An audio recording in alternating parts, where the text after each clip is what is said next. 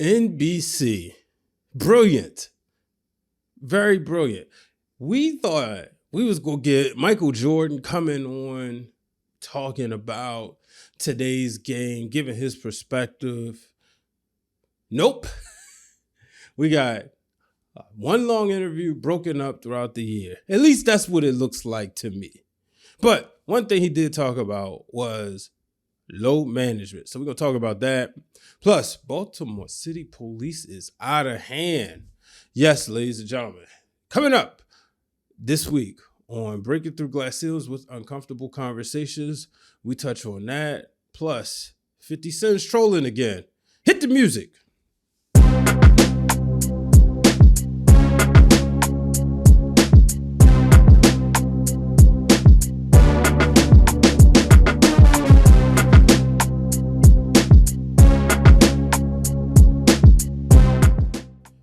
Hello, ladies and gentlemen. Welcome to this edition of Breaking Through Glass Ceilings with Uncomfortable Conversations. I'm your host, Brian H. Waters. This show right here is brought to you by Six Heart Media Productions. Make sure you tune in each and every week as I give you uncomfortable conversations. Queen PR and I have a Loving Them Gates podcast, which is a Beyond the Gates recap, which you can catch our thoughts. Plus, we do some deep dives and some mailbag episodes. Plus, she has a couple special projects coming, and we got career advice on the channel as well.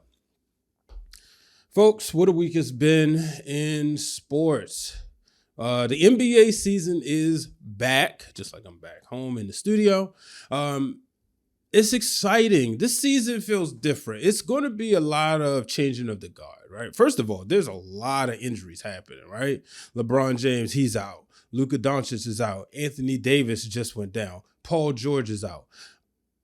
A lot of the names who were synonymous over the past decade, we're seeing that transition.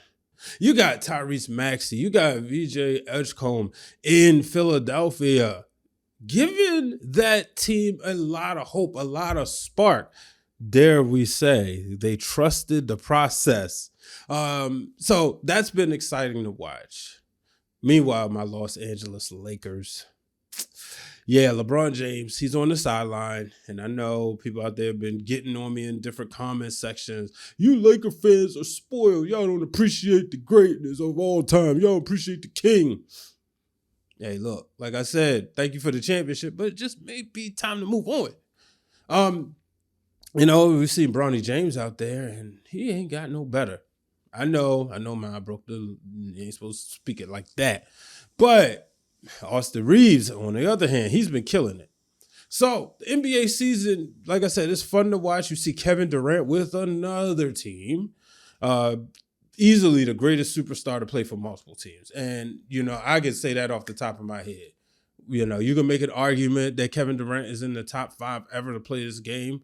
And when you list the other 4 players, they will not have played with as many teams. But he's still at a high level. He's playing with the Rockets. They figured it out. They talked about load management, right? So Michael Jordan, he was sitting down with Mike Tirico in his house. They did some interviews, and which, is apparently they're going to be having Jordan talk about different parts of the game, right? And y'all know, Michael Jordan, NBC, it was the best marriage if you was back in the 90s watching basketball. Bob Costas coming out, reading the monologue before whether he was getting ready to go up against Patrick Ewing, Hakeem Olajuwon, Karl Malone, Sean Kemp. You knew it was cinema. So Michael Jordan is back and he's with NBC. He's doing these things. However, I have to say it's disappointing because I wanted live cut-ins, right? I wanted Melo, T-Mac, and Vince Carter, and the great Maria Taylor at the desk talking about the game. And they said, let's go to Mike to hear his analysis. That's what I wanted. Nope, we're just going to get his perspective on the game. Okay, fine. Not what I wanted, but it is what it is. I mean, we're going to see how this plays out, though. Because, I saw Jamel Hill say it looked like they took one interview and they're going to stretch it out for content. But I love that Michael Jordan talked about load management, right? And Carmelo said it best. He said, yeah, but that's Mike. He built different, one of a kind. We know that. But I have to say that I feel like a lot of people in Michael Jordan's era was feeling the same way. See, those basketball players were hungry. You know what I mean? You may have had a few that came from comfortable backgrounds. Michael Jordan being one of them, right? But a lot of them, like you look at Scottie Pippen, having to feed an entire family. You know what I mean? Because this may not be right to say, but a lot of black people was poor back in the day. But one thing they could do is make a lot of babies. You know, you hear about the struggles. Rest in peace to my godmother. She was one of 12, I believe. Now, she never told me whether or not they was poor growing up, but I know she wasn't rich. But you saw a lot of people, a lot of basketball players who came from, you know, challenges. Basketball was their way out. They was hungry. So load management, no, they went out there, they put their hard hats on, in this case, their sneakers and their shorts, and they went to work.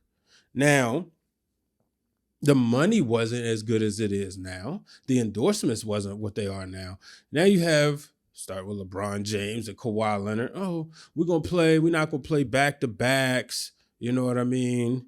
They don't play all these games, you know, they load management. And even then, it was like, okay, what are we doing? If you hurt, that's one thing, but just to sit out. And I love the fact that Michael Jordan kept it back to the fans. He said, you know, giving these fans an opportunity to see him play.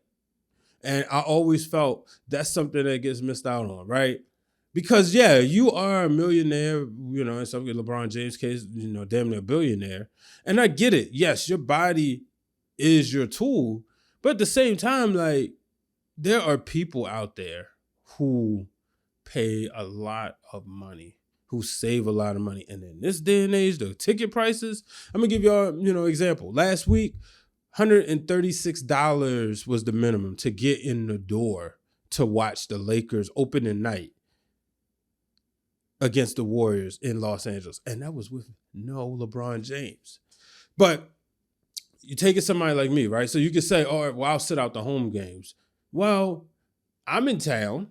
Oh, shoot, I'm in town. I'm going to go to the Laker game. I went last year, and that ticket cost me about $130. $120, $130, right?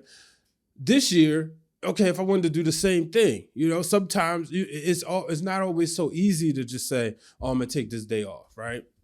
Even in baseball, you know, there's different circumstances. Now, baseball, there's so many games. Ticket prices tend to be cheaper. You know, I used to pay about $10, $8 to $10 for an Orioles game to sit way up, and y'all know sometimes if the stadium empty, you go sit down wherever you want. But I used to do that, and now even goodness gracious, football. You know what I mean? So I think that's the lost part, the disconnect. Again, if you hurt, fine. You know, by all means, nobody wants to see, you know, people going out there. If you're injured, they say, well, if you hurt, fine. But if you're injured, that's another thing. So I'm glad this was talked about. I'm glad this is a discussion. And I hope the next generation will be hungrier. I just don't see that happening. You know, like I said, I bring up how the players before were hungry, right? And my mother always said, as time moves along, we're going to get weaker and wiser. And that tends to happen, right? We get weaker along the years as we get wiser. So I don't know. And I think that can even pertain to basketball and load management. So shout out to Michael Jordan for speaking up on this subject. Speaking of management, the Baltimore Orioles have a new manager. We welcome former Cleveland Guardians assistant manager Craig Albanaz to the team. I'm excited. Never heard of this guy, but I am excited that he will be managing my Baltimore Orioles. And what I hope is that he will take us to the promised land. One goal, take us to the World Series. Look, you know, we had Buck Showalter, we had Brandon Hyde, we had Davey Johnson get us to the playoffs. It's time to go further. In the case of Davey Johnson and Buck Showalter, the American League Championship Series. Craig, you're up. take us to the promised land, and let's win the thing next year. Hey, real quick, if you are a fan of Beyond the Gates, well, make sure you are subscribed, one, to the channel, but also check out the playlist where Queen PR and I do a deep dive every week, as well as recaps on the brand new hit show, Beyond the Gates. Check out Loving Them Gates. But speaking of Baltimore, Angel Reese, congratulations. Angel Reese trademarked her name. Now, if this is not one of the smartest women alive, when I see Angel Reese, every time y'all say something about her, she turns into a bag. Y'all say she keeps getting her own rebounds. You call them rebounds. She made it into, she trademarked that, and boom, turned y'all trolls into profits. And I love the fact that she's able to do this, and she is a multi-talented individual. You know what I mean? We just saw her rip the runway on the Victoria's Secret runway. And like I said, the Chicago Sky just don't deserve her. And quite frankly, maybe the WNBA don't either unless they get their stuff together. That's why I am excited for the Unrivaled League, though. Who knows what's going to happen. I understand that Rich Paul and them are starting putting together something to get together a women's basketball league that will rival the WNBA. I think that's crazy. Like somebody said, just fix the WNBA. We want that league to be successful. They have the star power. Just invest in women. It's that simple. So 2 more things. One, 50 Cent. He's trolling. He posted a picture of Lil Meech, after BMF was canceled by Starz, which I am highly disappointed. They look like at the last season, the finale, I believe they was getting caught. Yeah, they got caught in the club. And people know about the story of Meech and Terry from Detroit. This is a real life story, but based on, loosely based on the truth, as they say in the opening credits. And I thought it was a great job. Now, for whatever reason, 50 and Lil Meech had some issues, and I believe maybe 50 and Big Meech had some issues. And it's like, oh my gosh, somebody else beefing with 50 Cent. It never turns out well. Just stop. It just doesn't. It never turns out well. But nonetheless, 50 Cent, Lil Meech, he wanted to troll him, but I am disappointed. Let me know how y'all feel about BMF. Did you like the show? I am excited for the new season of Power book. Force, I believe this is 5. Yeah. But Power Force, Tommy's story, that's going to conclude, which that's my thing. I always want to see things conclude, right? We know the Shy will conclude next season. That is fine. But I tell you what doesn't conclude right now, hopefully in no time soon, no time in the next 20 years, that is Beyond the Gates. So I'll take this time to let y'all know, y'all can catch Loving Them Gates right here each and every week. Me and Queen PR jump into the hottest, the most dramatic stories from the week. We give our perspective on it, and we built a great community, a community of people watching. And if you're a part of that community, you watching the show, thank you from the bottom of my heart. We love the show. We love talking about it. Obviously, we love each other. So make sure y'all tune in. All right, folks. I'm going to play this clip that really made me angry. I was online, and sometimes you're online and you think, oh, no, that's AI. That's not real. But this was indeed real, what you're seeing right here. Shout out to one grandson _ on TikTok for capturing this footage right here. Yes, that is a Baltimore City police officer chasing and nearly striking a man who, if you're not a little close enough, he could be a minor, but maybe he's not. But clearly, this officer lost his mind. And I always talk about the importance of mental health. I see my therapist every week. just to kind of like brain exercise, right? And I always give credit to Justin Tinsley because Justin said on the Undefeated podcast, like going to a therapist, you don't realize how much stuff you let off your mind and, you just let go. So I'm watching this and I'm seeing this officer literally crash out. For whatever reason, I was always told, you don't make the police officers chase you, comply, cooperate.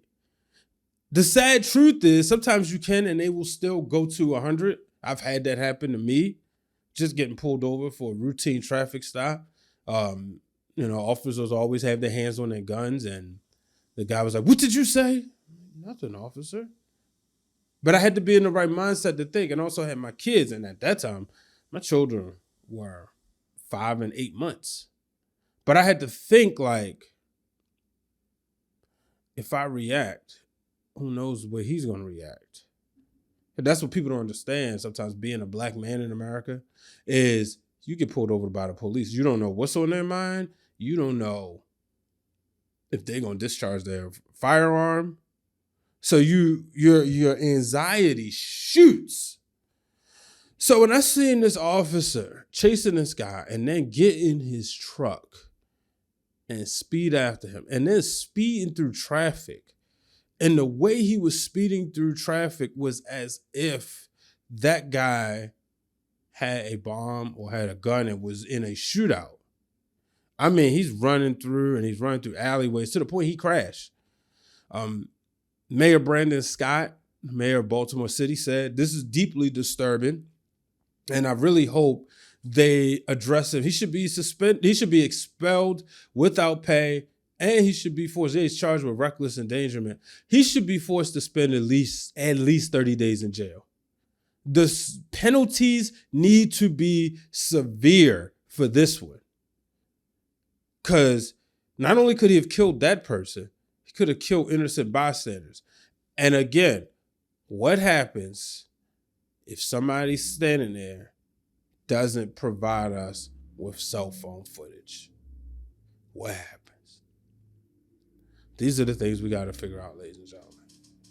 But that'll do it for this week's episode of Breaking Through Glass Ceilings with uncomfortable conversations, clearly.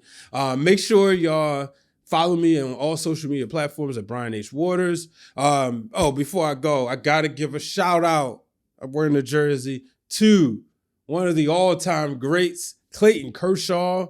He is calling it a career. On Wednesday night, he stood on the mound afterwards to take it all in. The final time at Dodger Stadium.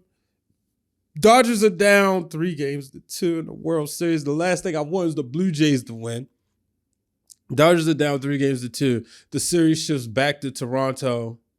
Y'all may remember Monday night was a crazy night, ending just minutes before 3 a.m. Eastern time.